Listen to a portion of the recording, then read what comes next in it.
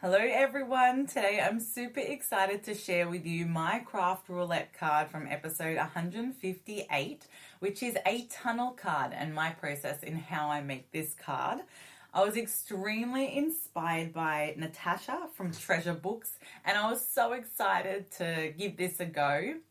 And the craft roulette parameters were just perfect. It was a peekaboo card, so I thought why not give it a go now.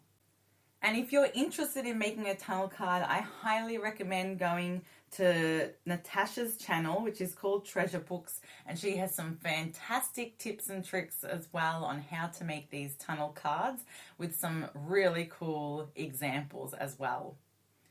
So my first step was to cut 12 by 12 inch scrapbook paper in half. So I ended up with a 6 by 12 inch paper. And then I'm folding it down the middle, and that's to make sure I have a pattern paper on both sides. But if you don't mind not having pattern paper on both sides, you can just cut it to the size of the page that you're after. Or you can just use double-sided scrapbook paper. The papers that I chose for my card today were based on the craft roulette parameters. One of them was using rain, and I have this really cute raindrop paper in this paper set, and I thought I'd use all the other papers from this paper set to make sure they all complement each other nicely. And the color parameters was also first grader colors, and the name of this paper pack was Kids Corner, so I thought it was the perfect paper to use.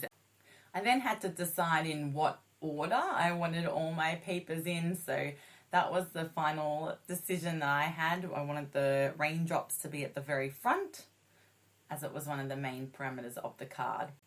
And if you haven't played along with Craft Roulette, I highly recommend it. It's when we get 4 parameters every week and we create a card to suit those parameters. And it's a fantastic way to get used to your supplies that you have and also how to use them in a different sort of way, and forces you to try new things, which I absolutely love doing. To then cut out the center of your cards, you want to cut out the biggest section on the first page, and then the sections get smaller and smaller all the way through the card, so that way you can see glimpses of the other paper. Now I've decided to cut out random shapes using a Stanley knife, and if you do that, be very careful with the Stanley knife. But you can also use dies, for example, if you have a set of love hearts or circles with lots of different sizes of the same shape, or you can use different shapes altogether. And then when it gets to the second page, I wanted a specific part of the paper in the background showing, so I held the first shape up against the second paper, and that way I started cutting the line of where I wanted the paper to be cut, making sure that I didn't cut into the first page paper. And then I removed that first page and continued the cut. And if you do use a Stanley knife to cut out your shapes, I did find that with some of them, or some of the pages, I didn't cut all the way into that corner where the two lines sort of met. So make sure you do, once you've made the initial lines, make sure you just go over those corners to make sure it pops out nice and cleanly. And for the very last page, you don't need to do any cuts unless you want to see all the way through, and that would work as well. But if you want some paper on the back, just remember to not keep going. You don't need to cut the very last page if you want the paper there. So for the next step, it's to stick all those pages together to create a book or card. And to do that, I've just cut a piece of cardstock in the same types that I've got the other papers for, at the same height, but just a little strip, and then I'm just scoring the center of those strips of paper. They don't need to be exactly the same, but I've made sure that once I've folded the bit of paper in half, or this strip in half, that the width of that is not wider than how close, I guess, the windows get to the edge of the card, because otherwise you'd see the strip of paper showing through. You can see I've made sure that my windows are far away enough from the edge that it doesn't overlap with that. Just before that, I want to stick these pages together. And so I'm sticking these down with double-sided tape, as I find if I use glue on some of these papers, it does tend to warp them. So that's why I'm using double-sided tape. And when you are sticking the pages down together, make sure you stick it down from the binded, so the inside section first, and then push outwards, and that will prevent you getting any bubbles in your card. I forgot to put tape around where the window is, but I make sure I do that for the other ones, and I have to come back in for this card. So for the next cards, I certainly will be doing that. At this point, I was also wondering if I should distress the edges on the inside of the window, because one of the craft roulette parameters is to have the distress edge. So I was debating if I should do that, as that would look really good as well, but I decided not to for this card. But I definitely will be giving that a go in the future. And so I won't show you me sticking down all the pages, but you can see with that one that at least that window stuck down properly, and I went back in with the first card to stick that down as well. So now that I've stuck together the blank pages together, it's time for me to start sticking the different pages all together using that little binder piece that we've already made. And I'm using glue to stick that down, just because glue gives a little bit more wriggle room and I can make sure that everything's lined up perfectly. And then you can trim off any excess there like I'm doing. And just continue that for all the pages. If you do like this video, I'd absolutely love your support. To hit the like and subscribe button and let me know what you think of this card.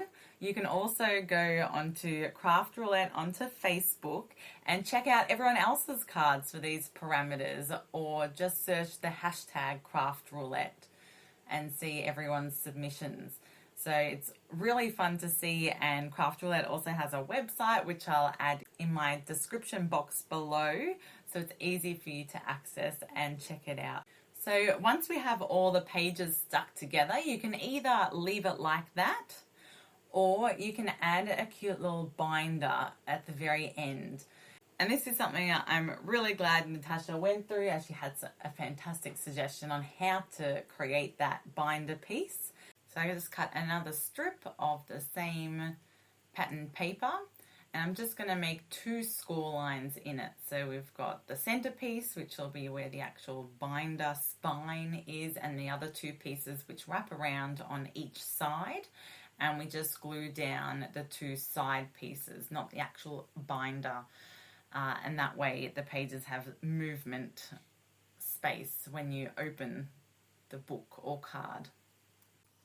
And I just spent a bit of time to make sure that I have this binder lined up correctly just before the glue dries.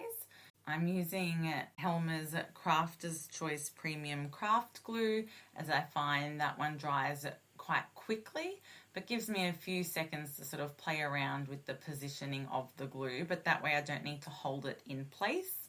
But if you have more of a slow drying glue, you could always use some pegs to hold the pages together and hold that binder down until it all dries in place.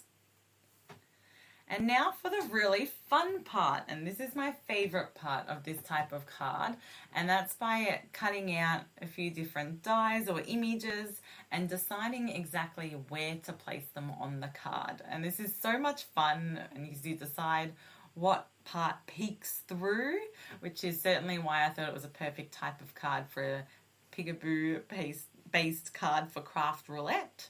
Just make sure when you are gluing things down, because you can see the back of the image, you're only putting glue on the section that's actually touching on the section where there isn't the window. So first of all, so you can't see the glue showing through the back, and secondly, so you don't glue it down onto the back page and then you have glue all over your card.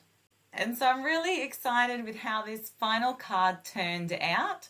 It's so much fun to peek through and guess what's on the next page. And I just love that you can create a scene or a bit of a book or a journey for the person to go through as they look through this.